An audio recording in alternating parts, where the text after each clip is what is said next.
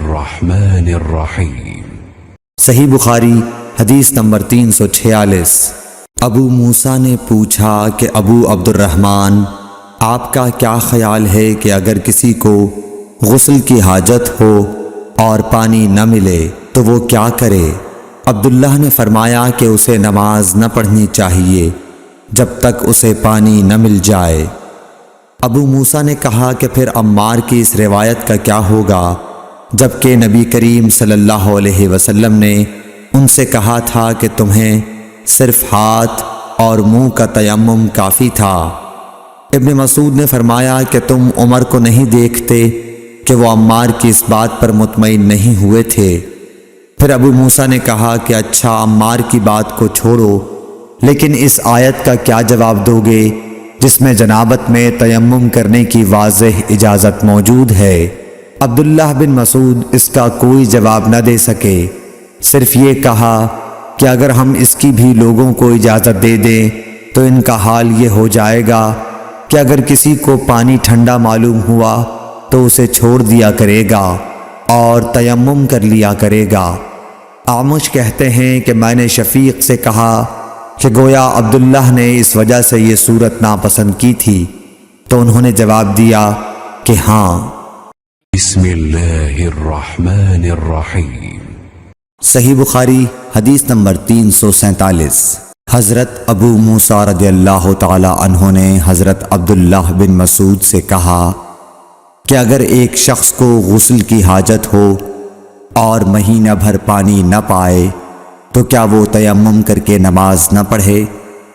شفیق کہتے ہیں کہ حضرت عبداللہ بن مسعود نے جواب دیا کہ وہ تیمم نہ کرے اگرچہ وہ 1 مہینے تک پانی نہ پائے اور نماز موقوف رکھے۔ ابو موسیٰ نے اس پر کہا کہ پھر سورہ مائدہ کی اس آیت کا کیا مطلب ہوگا؟ اگر تم پانی نہ پاؤ تو پاک مٹی پر تیمم کر لو۔ حضرت عبداللہ بن مسعود بولے کہ اگر لوگوں کو اس کی اجازت دے دی جائے تو جلد ہی یہ حال ہو جائے گا کہ جب ان کو پانی ٹھنڈا معلوم ہوگا تو وہ مٹی سے تیمم ہی کر لیں گے۔ اعمش نے کہا میں نے شفیق سے کہا تو تم نے جنبی کے لیے تیمم اس لیے برا جانا؟ انہوں نے کہا ہاں۔ پھر حضرت ابو موسیٰ اشعری رضی اللہ تعالیٰ عنہ نے فرمایا کہ کیا آپ کو حضرت عمار کا حضرت عمر بن خطاب رضی اللہ تعالیٰ عنہ کے سامنے یہ قول معلوم نہیں کہ مجھے رسول اللہ صلی اللہ علیہ وسلم نے کسی کام کے لیے بھیجا تھا، سفر میں مجھے غسل کی ضرورت ہو گئی لیکن پانی نہیں ملا، اس لیے میں مٹی میں جانور کی طرح لوٹ پوٹ لیا۔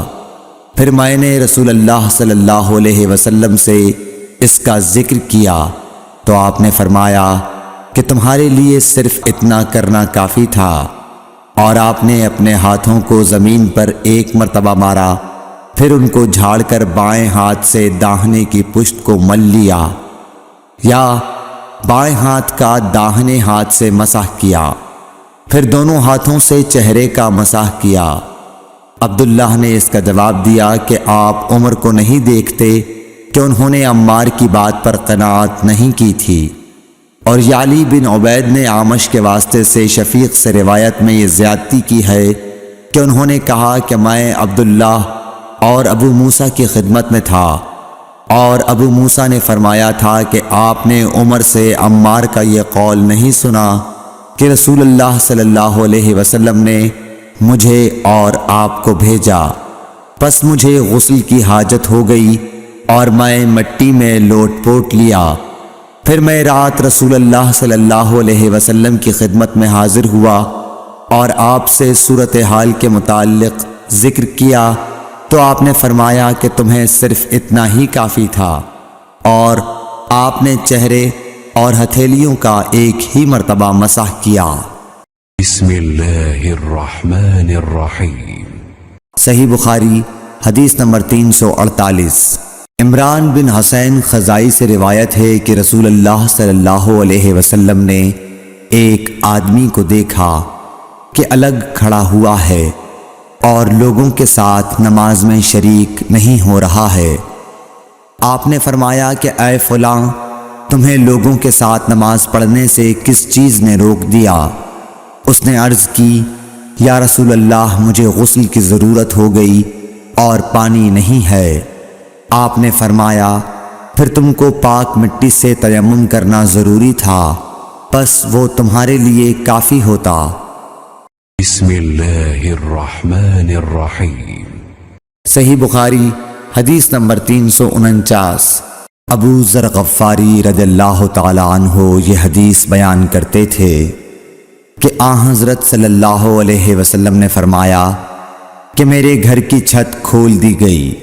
اس وقت میں مکے میں تھا۔ پھر جبرائیل علیہ السلام اترے اور انہوں نے میرا سینہ چاک کیا، پھر اسے زمزم کے پانی سے دھویا، پھر ایک سونے کا تشت لائے جو حکمت اور ایمان سے بھرا ہوا تھا، اس کو میرے سینے میں رکھ دیا، پھر سینے کو جوڑ دیا، پھر میرا ہاتھ پکڑا اور مجھے آسمان کی طرف لے کر چلے۔ جب میں پہلے آسمان پر پہنچا تو جبرائیل علیہ السلام نے آسمان کے داروغہ سے کہا کھولو۔ اس نے پوچھا آپ کون ہیں؟ جواب دیا کہ جبرائیل۔ پھر انہوں نے پوچھا کیا آپ کے ساتھ کوئی اور بھی ہے؟ جواب دیا ہاں میرے ساتھ محمد صلی اللہ علیہ وسلم ہے۔ انہوں نے پوچھا کہ کیا ان کے بلانے کے لیے آپ کو بھیجا گیا تھا؟ کہا جی ہاں۔ پھر جب انہوں نے دروازہ کھولا تو ہم پہلے آسمان پر چڑھ گئے۔ وہاں ہم نے ایک شخص کو بیٹھے ہوئے دیکھا۔ ان کے داہنی طرف کچھ لوگوں کے جھنڈ تھے اور کچھ جھنڈ بائیں طرف تھے۔ جب وہ اپنی داہنی طرف دیکھتے تو مسکراتے اور جب بائیں طرف نظر کرتے تو روتے۔ انہوں نے مجھے دیکھ کر فرمایا آؤ اچھے آئے ہو، صالح نبی اور صالح بیٹے۔ میں نے جبرائیل علیہ السلام سے پوچھا یہ کون ہیں؟ انہوں نے کہا کہ یہ آدم علیہ السلام ہیں، اور ان کے دائیں بائیں جو جھنڈ ہیں یہ ان کے بیٹوں کی روحیں ہیں۔ جو جھنڈ دائیں طرف ہیں وہ جنتی ہیں، اور بائیں طرف کے جھنڈ دوزخی روحیں ہیں۔ اس لیے جب وہ اپنے دائیں طرف دیکھتے ہیں تو خوشی سے مسکراتے ہیں، اور جب بائیں طرف دیکھتے ہیں تو رنج سے روتے ہیں۔ پھر جبرائیل مجھے لے کر دوسرے آسمان تک پہنچے اور اس کے داروغہ سے کہا کہ کھولو۔ اس آسمان کے داروغہ نے بھی پہلے داروغہ کی طرح پوچھا، پھر کھول دیا۔ حضرت انس رضی اللہ تعالی عنہ نے کہا کہ ابو ذر نے ذکر کیا کہ آپ صلی اللہ علیہ وسلم یعنی نبی صلی اللہ علیہ وسلم نے آسمان پر آدم، ادریس، موسیٰ، عیسیٰ اور ابراہیم علیہ السلام کو موجود پایا، اور ابو ذر نے ہر ایک کا ٹھکانہ نہیں بیان کیا، البتہ اتنا بیان کیا کہ حضور صلی اللہ علیہ وسلم نے حضرت آدم کو پہلے آسمان پر پایا اور حضرت ابراہیم کو چھٹے آسمان پر۔ انس نے بیان کیا کہ جب جبرائیل علیہ السلام نبی کریم صلی اللہ علیہ وسلم کے ساتھ ادریس علیہ السلام پر گزرے تو انہوں نے فرمایا کہ آؤ اچھے آئے ہو، صالح نبی اور صالح بھائی۔ میں نے پوچھا یہ کون ہیں؟ جواب دیا کہ یہ ادریس علیہ السلام۔ پھر موسیٰ علیہ السلام تک پہنچا۔ انہوں نے فرمایا آؤ اچھے آئے ہو، صالح نبی اور صالح بھائی۔ میں نے پوچھا یہ کون ہیں؟ جبرائیل نے بتایا کہ یہ موسیٰ ہیں۔ پھر میں عیسیٰ علیہ السلام تک پہنچا۔ انہوں نے کہا آؤ اچھے آئے ہو، صالح نبی اور صالح بھائی۔ میں نے پوچھا یہ کون ہیں؟ جبرائیل علیہ السلام نے بتایا کہ یہ عیسیٰ ہیں۔ پھر میں ابراہیم علیہ السلام تک پہنچا۔ انہوں نے فرمایا آؤ اچھے آئے ہو، صالح نبی اور صالح بیٹے۔ میں نے پوچھا یہ کون ہیں؟ جبرائیل علیہ السلام نے بتایا کہ یہ حضرت ابراہیم علیہ السلام ہیں۔ ابن شہاب نے کہا کہ مجھے ابو بکر بن حزم نے خبر دی کہ عبداللہ بن عباس اور ابو حبا الانصاری رضی اللہ عنہم کہا کرتے تھے کہ نبی کریم صلی اللہ علیہ وسلم نے فرمایا، پھر مجھے جبرائیل لے کر چڑھے۔ اب میں اس بلند مقام تک پہنچ گیا جہاں میں نے قلم کی آواز سنی جو لکھنے والے فرشتوں کے قلموں کی آواز تھی۔ ابن حزم نے اپنے شیخ سے اور انس بن مالک نے ابو ذر سے نقل کیا کہ نبی کریم صلی اللہ علیہ وسلم نے فرمایا، پس اللہ تعالیٰ نے میری امت پر 50 وقت کی نمازیں فرض کیں۔ میں یہ حکم لے کر واپس لوٹا۔ جب موسیٰ علیہ السلام تک پہنچا تو انہوں نے پوچھا کہ آپ کی امت پر اللہ نے کیا فرض کیا ہے؟ میں نے کہا کہ 50 وقت کی نمازیں فرض کی ہیں۔ انہوں نے فرمایا، آپ واپس اپنے رب کی بارگاہ میں جائیے، کیونکہ آپ کی امت اتنی نمازوں کو ادا کرنے کی طاقت نہیں رکھتی ہے۔ میں واپس بارگاہ رب العزت میں گیا تو اللہ نے اس میں سے ایک حصہ کم کر دیا۔ پھر موسیٰ علیہ السلام کے پاس آیا اور کہا کہ ایک حصہ کم کر دیا گیا ہے۔ انہوں نے کہا کہ دوبارہ جائیے، کیونکہ آپ کی امت میں اس کی برداشت کی بھی طاقت نہیں ہے۔ پھر میں بارگاہ رب العزت میں حاضر ہوا، پھر ایک حصہ کم ہوا۔ جب موسیٰ کے پاس پہنچا تو انہوں نے فرمایا کہ اپنے رب کی بارگاہ میں پھر جائیے، کیونکہ آپ کی امت اس کو بھی برداشت نہ کر سکے گی۔ پھر میں بار بار آیا گیا، پس اللہ تعالیٰ نے فرمایا کہ یہ نمازیں عمل میں 5 ہیں اور ثواب میں 50 کے برابر ہیں، میری بات بدلی نہیں جاتی۔ اب میں موسیٰ کے پاس آیا تو انہوں نے پھر کہا کہ اپنے رب کے پاس جاؤ، لیکن میں نے کہا کہ مجھے اپنے رب سے شرم آتی ہے۔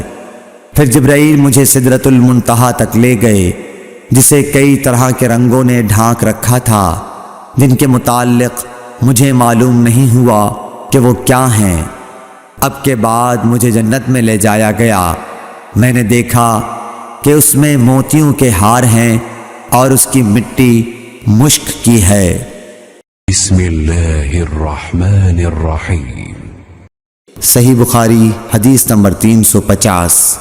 حضرت عائشہ صدیقہ رضی اللہ تعالی عنہ نے فرمایا کہ اللہ تعالیٰ نے پہلے نماز میں 2 رکعت فرض کی تھی، سفر میں بھی اور اقامت کی حالت میں بھی۔